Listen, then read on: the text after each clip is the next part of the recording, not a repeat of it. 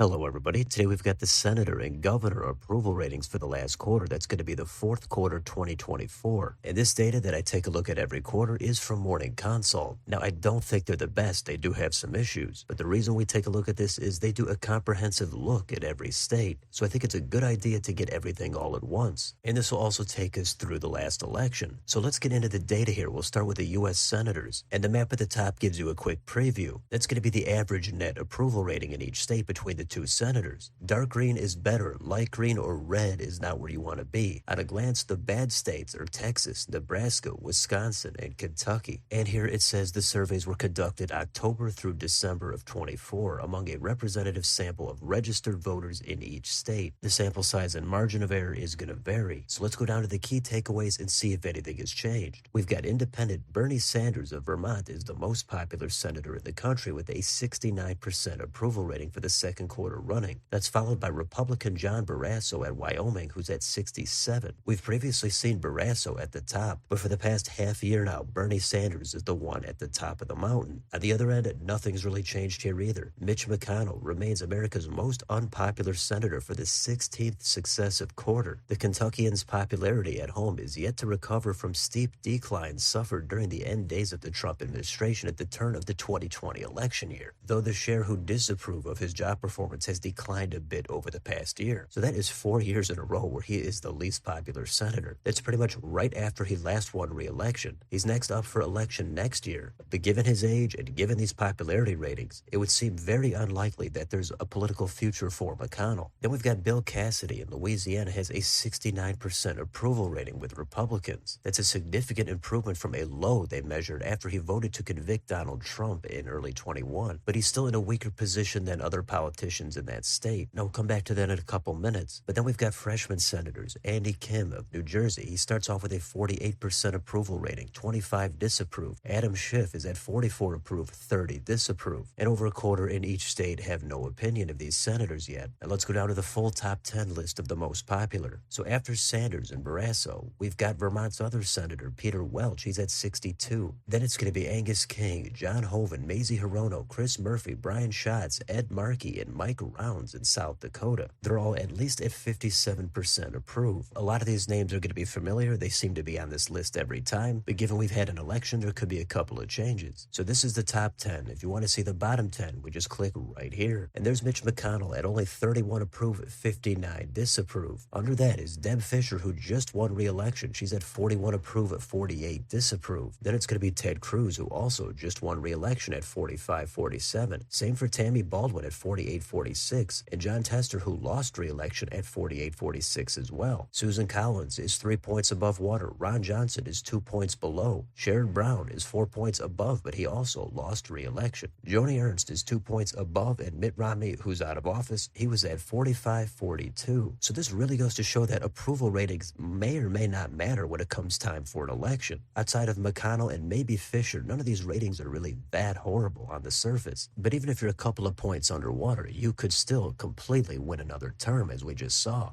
Down here, they kind of sum up what we just saw. Something to take note of here is Chris Murphy of Connecticut has knocked off Senate Majority Leader John Thune of South Dakota. And then it says delegations from states with small populations and strong partisan leans are heavily represented in the most popular list, continuing a long-term trend we observe in our rankings. And that is usually how it goes. If you're a smaller state, usually the partisan lean is a lot stronger. And that's not going to be surprising if it leads to some high popularity ratings. Now down here, there's a drop-down box, and you could click on any one of these senators, and it'll show their history going back about 7 or 8 years. For example, here is Susan Collins of Maine. She's considered vulnerable next year. She used to have very high favorability ratings, but ever since the Trump administration, it's been close to even or maybe even underwater. And finally, it says Tim Kaine and Marsha Blackburn notched record-high approval ratings, and Blackburn is considering a run for governor of Tennessee. So for whatever reason, maybe it's because they just won re-election, those two are at the top of their game. And the last thing they mention here is Pennsylvania voters are 11 points more likely to approve of Senator John Fetterman's job performance than disapprove, 48-37, marking his best net approval rating since he took office in 23. Fetterman has kind of carved out an interesting, more unconventional political path. It seems like he's gained some crossover support from Republicans, but he may have lost some in the process for more progressive voters. He's somebody from a key state to watch going forward. Now let's look a little bit more into Bill Cassidy Cassidy, Louisiana, and some of the senators up for election next year. So as I scroll down here, Bill Cassidy is going to be vulnerable potentially in a Republican primary. He did vote to impeach Donald Trump, and as we all know, that's probably not going to sit too well with Trump. He might be looking for some payback. And it is a very red state, so having a senator there with a lot of Trump loyalty does not seem too unreasonable considering the politics. Down here it says Cassidy, who is now chairman of the Senate Health, Education, Labor, and Pensions Committee, which I actually didn't even know. He has a 69% approval rating among home state Republicans, and that's up from a low of 46%. Now, how does Cassidy do compared to some other statewide politicians? Well, given it's a red state, we want to focus more on the base, and they've got Republicans here on the top and conservatives on the bottom. And Cassidy is clearly way under their other Senator John Kennedy and their governor Jeff Landry. Cassidy has a good chunk from voters that somewhat approve, but not really strongly. So as it says here down below, that highlights a weakness with the party's base as he faces at least one competitive challenger. That's going to be Louisiana State Treasurer John Fleming. So it's not clear if Cassidy is for sure going to run yet, but if he does, this is shaping up to be a potentially big primary battle. Now we've got a chart here of about 4 years of Cassidy's approval ratings for approve and strongly approve. You could see almost 4 years ago it took a big dip, then it slowly recovered over the years, but it hasn't been anything dramatic. So now we've got a table here of how Republican senators up for re-election next year do with Republican voters in their state. Now I also wish they did the same thing for the Dems, but you can see here at the top again is Mitch McConnell. He has very little support even from his own home state Republicans. Susan Collins is right under that. A little farther down, you've got someone like Tom Tillis in North Carolina. He's also a potentially vulnerable senator. You've also got John Cornyn in Texas. He's potentially looking at primary challenger Ken Paxton. Farther down than that, you do come across Bill Cassidy, who looks a lot better compared to some of these other senators. So this is just how these GOP senators come off to other GOP voters. And this is kind of the downtime in politics. In 6 to 12 months from now, once we've got more retirements, once we've got candidates that have been recruited, and once the Trump administration has really gotten in the swing of things, then there is some potential for a lot of movement amongst these ratings. But for now, that's how things look in the U.S. Senate. Now let's move on here to the governors. So here's another map of all 50 governor approval ratings. And again, the lighter colors are going to be worse. And at a glance, it's going to be Iowa, Oregon, maybe Rhode Island. But it's hard to get a read on this map, so let's scroll down here and get the takeaways. Now, if you've seen these videos before, or if you follow politics at all, you might have a good idea at who the most popular governor is. It's going to be the same state as Bernie Sanders, Vermont, and it's going to be Governor Phil Scott. He's the most popular governor for the 10th quarter in a row, and his approval rating is at 75%, and he won re-election with 73% of the vote. So Sanders and Scott technically opposite political parties, and it's a very blue state, but those two are extremely popular. Now for unpopularity, we're looking at Governor Kim Reynolds of Iowa. Her approval rating is at 47%, and that's actually the 4th quarter in a row where she's on the bottom. And then they mentioned Kathy Hochul of New York. She's divisive. She's at 48 approve, 42 disapprove. We'll take a look more at her in a minute. Now let's get down to the top 10 most popular. After Phil Scott, we've got Jim Justice of West Virginia, who just left office. He's now in the Senate. Then it's Andy Beshear of Kentucky, who is term limited out of office. Now we've got Chris Sununu, who has already left office in New Hampshire. Then look at that. Brian Kemp is in 5th place at 63.29. Then it's Ned Lamont, Wes Moore, Doug Burgum, who's out of office, Mark Gordon, and Kay Ivey. If Brian Kemp continues to have high popularity ratings, I think the chances he runs for that Senate seat next year are going to be higher and higher. Now let's see who's the least popular. Although Kim Reynolds is the least popular, she's still 1 point above water at 48.47. Then we've got Jay Inslee and Kristi Noem, who are also out of office. But it's hard to even think that Noem was actually the 3rd least popular when she is 9 points above water on here, 54 to 43. Then we've got some familiar faces on here. Tina Kotek, Kathy Hochul, Greg Abbott, Gavin Newsom, Ron DeSantis, Michelle Lujan Grisham, and Tony Evers in Wisconsin. All of them are above water, but apparently they're the most unpopular. So then they've got a couple of highlights here. They mention Andy Beshear and Wes Moore remain the country's most popular Democratic governors. Those are 2 names that get floated around as potential 2028 candidates. Then we've got the full drop-down list of every governor. Here you can take a look at Gavin Newsom. He had a spike during the pandemic, but ever since then he's only been slightly above water. Then after that, they focus on Brian Kemp and how his popularity rating is pretty high. They mention Tim Walz, his approval rating is at 55, and they mention Ron DeSantis, his approval rating has increased by 5 points. It's up to 53%. So those are the governors there, nothing too shocking. We'll see what happens in maybe 1 or 2 quarters once new governors have had a chance to have an impact. But let's focus here on Kathy Hochul and some of the Democrats up for re-election next year. So they sum it up by saying, despite recent improvements, New Yorkers remain divided on the Democratic Democrats' job performance. So Hochul is one of the most unpopular governors up for election in 26. Let's go down here. In the middle, it says, looking at incumbents up for re-election in 26, only governors Dan McKee of Rhode Island and Tina Kotek of Oregon and Kim Reynolds hold worse approval ratings than Kathy Hochul. Now, just with Democrats in New York, 71% approve of Hochul's performance, but just 28% strongly. So that does put Hochul in the position of facing a primary challenge. And in the right light, it could make that seat vulnerable in a general election. It's a long way off. It's too early to speculate. But let's go down here a little bit more and focus on Hochul's long-term trend. So going back to 21, she was clearly above water at 48%, although a lot of voters did not have an opinion of her yet. Since then, her favorables have narrowed, and she's at 6 points above water right now. So not terrible, but definitely an opening there for some competition. And given it's a relatively blue state, that competition is first going to come in the form of a primary challenge. Now down a little bit further, they break down Hochul's approval rating with different demographics. So the top line is 48 to 42, 10% have no opinion. With independents, she's at 33 approve, 51 disapprove, and apparently 21% of Republicans approve of Hochul. With gender, apparently she's more popular with male voters at 51 to 42. With female voters, she's only up 45 to 42. With older voters, they have a much more unfavorable view of Hochul, and with race and ethnicity, she's underwater with white voters by 2, 46 to 48. Black voters approve 59 to 21. Hispanic voters approve 49 to 34, and other approve 42 to 38. Also a good chunk of undecideds in there. So then they have a table here of the governors that stand for election next year and their overall favorability ratings. So outside of Kim Reynolds, every one of these is technically above water. That's why when it comes to Morning Consult, I always tell people to take it with a grain of salt. Usually these favorability ratings seem to be overly generous. Sometimes it's a lot better to get an approval rating from a more local outlet, usually sponsored by a local newspaper or university. So what does all this mean for New York? Well, given the state did move pretty hard to the right in the last election, there's some thinking that it could be competitive in a general election. Last time in 22, when it was Hochul against Lee Zeldin, it was a lot more competitive, but it wasn't extremely close. So 4 years is a long time. I think it's going to be challenging for Hochul, but I think a lot of it depends on the popularity of the Trump administration. If it looks like he's unpopular and the villain, then Hochul could come off looking more like a resistance hero and fend off a challenge in a primary and then in the general. We'll see what happens, but for now, that concludes the favorability ratings for the governors and the senators. So let me know in the comments, what do you think about these ratings? How are your senators doing? How about your governor? Who's going to be most vulnerable in the next election? And do you care about this Morning Consult data, or do you think it's totally useless? Let me know down below. On your way out, don't forget to like, share, and subscribe to join if you'd like to support the channel. Thanks for watching, and I'll see you next time.